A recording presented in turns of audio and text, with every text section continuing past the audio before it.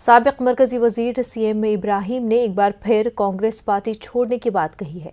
मुस्लिम तंजीमों के जिम्मेदारों ने सोच समझकर फैसला लेने की सीएम इब्राहिम से अपील की है।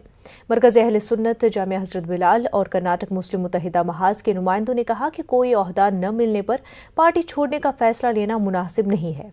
फैसला जाती मफाद पर नहीं बल्कि मिली मफाद पर होना चाहिए। वाज़ेह कि सीएम इब्राहिम कानून साज काउंसिल के अपोजिशन लीडर के ओहदे की दौड़ में थे, लेकिन कांग्रेस ने इस ओहदे के लिए बीके हरिप्रसाद के नाम का ऐलान किया है।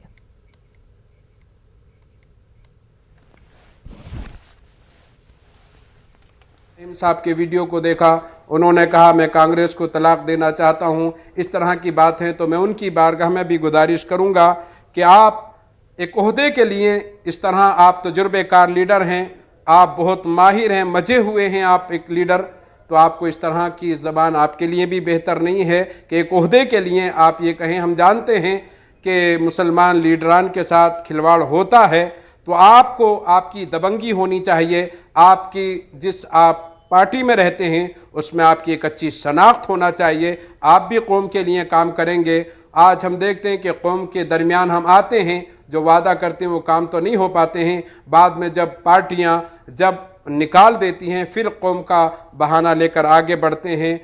ये तो काफ़ी दिनों से बातें सुनने में आ रही थी, लेकिन अब ऐसा लगता है कि वो पार्टी छोड़ने पर तुले हुए हैं। ये ठीक है, उनका अपनी मर्जी है, उनको पूरा इख्तियार है कि जिस पार्टी में चाहे वो रहें, लेकिन सिर्फ इस वजह से कि उन्हें लीडर ऑफ द अपोजिशन नहीं बनाया गया इसलिए पार्टी छोड़ रहे हैं, अगर ये वजह बनाकर पार्टी छोड़ते हैं तो मैं समझता हूँ कि ये मुनासिब नहीं, इसलिए कि अपने मफाद के लिए पार्टी को छोड़ना होगा।